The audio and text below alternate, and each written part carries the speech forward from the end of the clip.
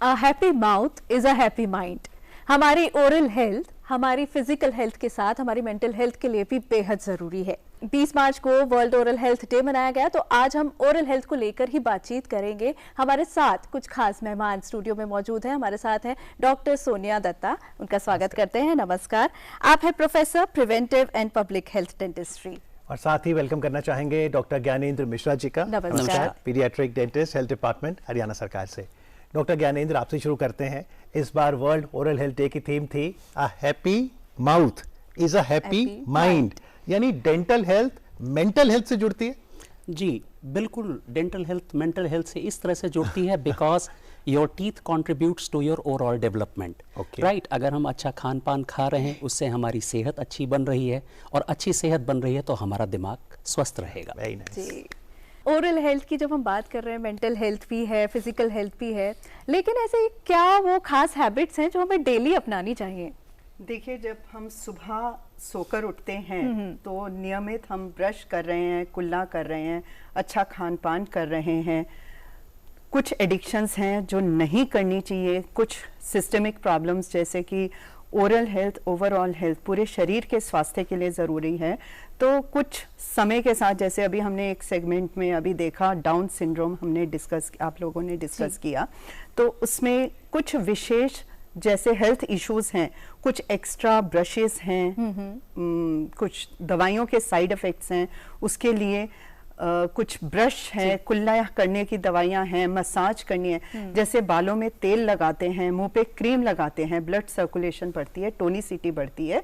उसी तरह से हमें मसूड़ों के स्वास्थ्य के लिए भी मसूड़ों की छोटी बातें हैं जो आज हम हेलो डॉक्टर सेगमेंट में दोनों डॉक्टर से पूछेंगे। यदि आप भी डॉक्टर सोनिया से, डॉक्टर ज्ञानेंद्र जी से कोई सवाल करना चाहें तो आप हमें फोन कर सकते हैं। हमारे स्टूडियो का नंबर नोट करें, 011 दिल्ली का STD कोड, और नंबर है 23097532। 011 is our code and number is 23097532। तो पहला सवाल तो आप सबसे है कि आज सुबह उठकर आप सबने ब्रश किया और सोने से पहले क्या करते हैं? डॉक्टर ज्ञानेंद्र, आंसर क्या आता है अमूमन? अमूमन आता है कि हम एक बार ब्रश कर लें, वो भी हमारे लिए मुश्किल होता है, बट यस हमें आइडियली 2 बार ब्रश करना चाहिए। तो फिर नहीं करेंगे तो फिर उसके नुकसान? उसके नुकसान हमने आपको बताया, कई प्रकार की डेंटल डिजीजेस हो सकती हैं, जैसे डेंटल केरीज हो गई, पायरोडोंटाइटिस या पायरिया हो गया, या इवन माइल्ड ऑक्लूजन हो गया। और एक चीज़ पे मैं बीइंग अ पीडियाट्रिक डेंटिस्ट कहता हूँ, एक healthy teeth is a healthy mind, right. तो उसको जो है राइट, हमारी prevention it begins right from the birth of the child. तो deciduous teeth are also not to be taken for granted, इसको हम ग्रांटेड नहीं ले सकते। जी, एक कॉलर हमारे साथ जुड़ गए हैं। नमस्कार, अपना सवाल पूछिए। जी नमस्कार। Good morning. Good morning. आपके डॉक्टर से ये पूछना चाहता हूँ, आज ओरल हेल्थ पर बात हो रही है। ओरल हेल्थ में क्या है कि डेंटल हेल्थ आती है, टंग की हेल्थ आती है, मसूड़ों की हेल्थ आती है। तो इसमें टोटल ओरल हेल्थ में कौन से ऑर्गन की हेल्थ जो होती है वो इम्पोर्टेंट रोल प्ले करती है, एक तो ये बताइए। और ओरल हेल्थ जो होती है टोटल हेल्थ में कितना कंट्रीब्यूट करती है? दूसरी बात, ऐसा कहते हैं कि जिसके दांत सही उसकी आंत सही, जिसके मसूड़े सही तो फिर क्या सही, जिसकी टंग सही तो क्या सही, बताइए प्लीज। जी, आज विश्व कविता दिवस पर ऑलमोस्ट कवि के अंदाज में इन्होंने कहा है। तो ओरल हेल्थ में ये दायरे में क्या क्या आता है?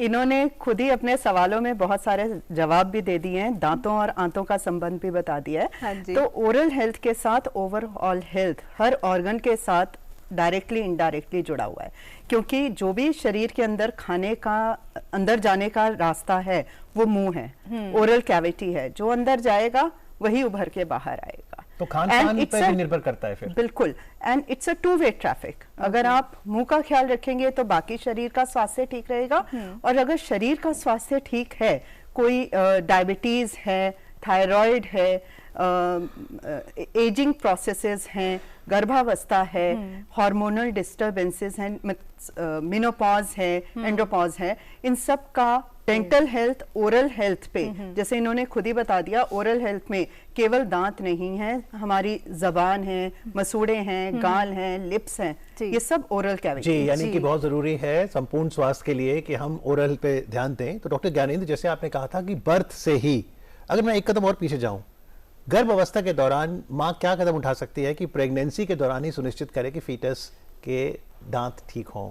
बहुत अच्छा सवाल है। ये हमारे यहाँ एक भ्रांति होती है जिसमें हम देखते हैं कि कहते हैं कि जो है फीमेल्स को कई बार कहते हैं ड्यूरिंग प्रेगनेंसी या बर्थ ऑफ द चाइल्ड के समय में ब्रशिंग नहीं करना चाहिए। हमारे पिछड़े इलाकों में इस तरह की भ्रांति होती है। क्या होता है, प्रेगनेंसी के समय में हमारे हार्मोनल चेंजेस होते हैं, साइमल्टेनियसली जो है बच्चे का भी सर्वांगीण विकास हो रहा होता है, जिसमें उसके दांत भी बनना बर्थ के पहले शुरू हो जाते हैं। तो उन हार्मोनल चेंजेस की वजह से हमारे जो मुंह में जीवाणु हैं ये हमें और अटैक करने की इनकी टेंडेंसी हो जाती है उन हार्मोनल चेंजेस की वजह से।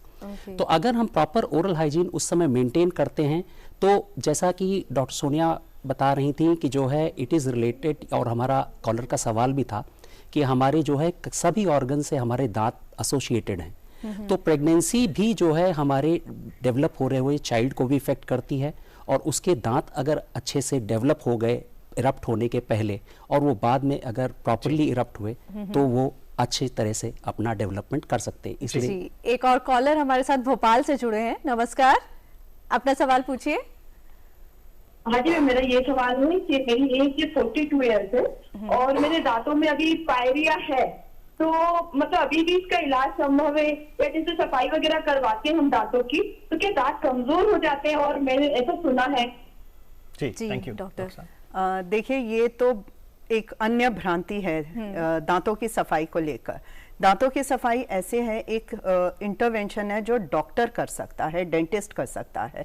आप रोजाना की साफ सफाई के साथ जो प्रोफेशनल सफाई है उसको कंपेयर नहीं कर सकते। जैसे घर में आप बाकी के गैजेट्स हैं, एसी है, हमारी गैस चिमनीज हैं, गाड़ी है, कार है, उन सब की सर्विसिंग होती है, एक प्रोफेशनल क्लीनिंग होती है। चाहे हम पायरिया क्या है जो उन्होंने बताया?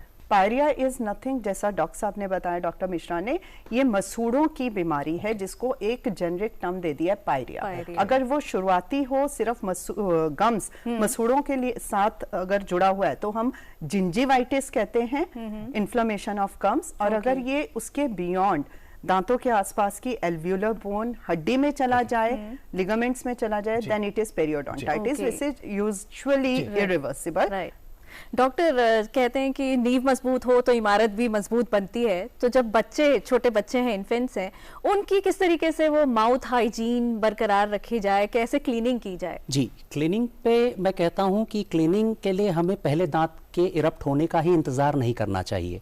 The cleaning should begin right after the birth. क्योंकि जी बिल्कुल बर्थ के बाद से ही हम एक डैम्प माताओं को कहते हैं मैसेज देने के लिए भी कि अपने बच्चे का माउथ जो है एक डैम्प क्लॉथ लेकर के एक बारी रात को एटलीस्ट प्रेफरेबली जरूर क्लीन करें, जिससे कि उसका आने वाला दांत जो है अच्छे से इरप्ट हो। और दांत इरप्ट होने के बाद after the eruption of first tooth जो है उसकी ब्रशिंग की आदत डालना शुरू कर देना चाहिए। हाँ, ब्रशिंग पे एक पॉइंट जरूर ऐड करना चाहूंगा कि बच्चों को जो है मॉनिटरिंग की जरूरत होती है, क्योंकि बच्चों की डेक्सटेरिटी या खुद करने की कला जो है डेवलप होने में 3 से 4 वर्ष लग जाते हैं। तो ये जो डैम्प क्लॉथ है ये पूरे गम्स पे पूरे लगा के टंग पर भी करना है? जी, पूरे गम्स और टंग, पूरी ओरल कैविटी को आपको क्लीन रखना है, जिससे कि आने वाला दांत अच्छे एनवायरनमेंट में आ सके। ये तो बहुत अच्छी टिप आपने दी है। लेकिन आज की तारीख 21 मार्च है और भावना 5 साल पहले जाइए, 2020 यही दिन थे जब कोविड पेंडेमिक आया था और डेंटिस्ट का भी काफी असर पड़ा क्योंकि हम जा नहीं पाते थे। तो ऐसे में टेक्नोलॉजी का कैसे सहारा लिया? टेली मेडिसिन की अगर मैं बात करूं, और घर के कौन से नुस्खे हैं ताकि मेरे दांत के दर्द वगैरह हो तो मैं निपट लूं? देखिए, आपने याद दिला दिया दोबारा से वो समय। कोविड लॉकडाउन में ना तो मरीज डॉक्टर के पास आ सकता था और डॉक्टर भी चाहकर भी उनका जो मैंने कहा जो डॉक्टर इंटरवेंशन कर सकता है नहीं कर सकता था। तो हम लोग वेरियस प्लेटफॉर्म्स के सहारे अपनी ये जो आपने टेली डेंटिस्ट्री कहा, कॉल्स के सहारे उनको जितना हो सकता था दवाइयाँ बता देते थे। उसके साथ साथ कुछ हर्ब्स हैं, कुछ दादी नानी के नुस्खे, घरेलू नुस्खे हम बताते थे, खुद भी करते थे। जैसे टाइम इमोर्टल वो पहले से भी चला आ रहा है, सरसों का तेल और नमक लेकर दांतों को घिसना, मसाज हो जाती है। उसके साथ साथ नीम के पत्तों का कुल्ला कर लीजिए, अमरूद के पत्तों का कुल्ला कर लीजिए, लौंग चबा लीजिए हल्का सा तोड़कर, बहुत ज्यादा बर्निंग नहीं होनी चाहिए। इसके अलावा आंवला, त्रिफला, ये सब एंटी बैक्टीरियल और एंटी इन्फ्लेमेटरी होते हैं। काफी सारी चीजें हैं जो हम अपना सकते हैं, काफी घर की रसोई में मिल जाते हैं। आइए झारखंड चलते हैं, जहाँ से अमृता जी हैं फोन लाइन पर। हेलो। मेरा सर बेबी है, उसका एज अभी 10 महीना है। अच्छा। बेबी का दांत नहीं आ रहा है। क्या नाम है बेबी का? बेबी का नाम आरात्रिका। जी यात्रिका, हमारे साथ पीडियाट्रिक डेंटिस्ट हैं। 10 महीने हो गए, दांत कब आते हैं और क्या ये चिंता करें? ये सवाल जो है, एक हम हर एक चीज़ की एक रेंज लेकर के चलते हैं मेडिकल साइंस में। तो जैसे कहने के लिए कह दिया जाता है कि 6 महीने से दांत आना शुरू हो जाता है। हर एक चीज़ की एक रेंज होती है, तो रेंज में हम कहते हैं कि ±6 मंथ्स इज़ कंसिडर्ड नॉर्मल। तो अभी जैसा आपने 10 महीने बताया है, मैं आपको यही सजेस्ट करूंगा कि आप 2 से 3 महीने और वेट कर लीजिए, उसके दांत आ जाएंगे। और हाँ, ओरल हाइजीन को जो है मेंटेन करिए। फर्स्ट बर्थडे तक आ जाए, और अगर तब ना हो फिर?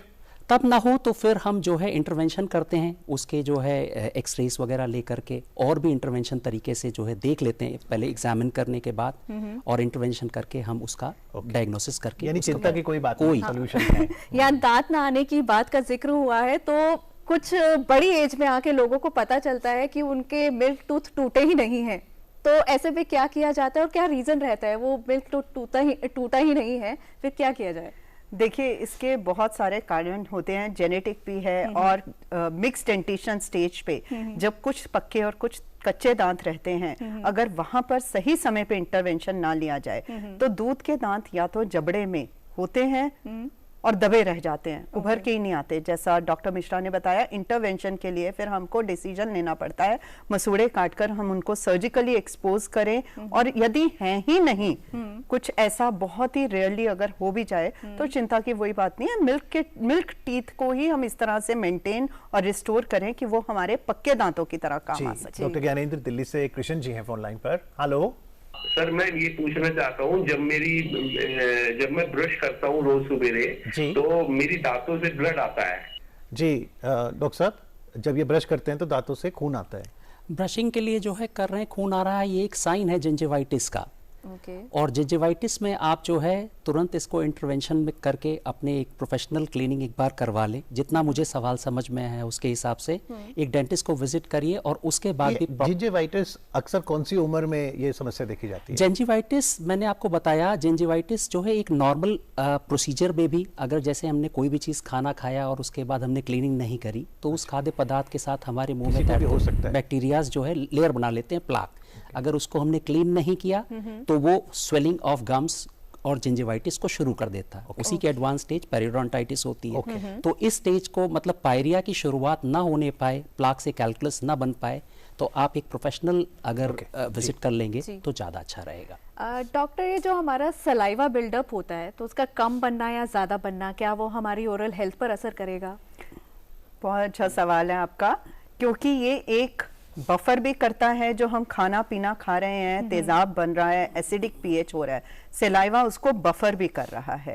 उसके अलावा क्लिनजिंग भी कर रहा है। सलाइवा में रीमिनरलाइजेशन, कैल्शियम, जो टीथ का डीमिनरलाइजेशन, उसका इनामल घिस रहा है, सलाइवा से वो रिप्लेनिश हो रहा है। तो सलाइवा के बहुत सारे रोल होते हैं। अगर बहुत ज्यादा बन रहा है, ड्रूल कर रहा है, उसके लिए आप चेकअप करवाएं, उसका अंडरलाइन कॉज होगा तो बताया जाएगा इसका क्या समाधान है। डॉक्टर ज्ञानेंद्र मिश्रा जो हैं वो बच्चों के दांत के डॉक्टर हैं, और बच्चे हैं तो शरारत तो करेंगे।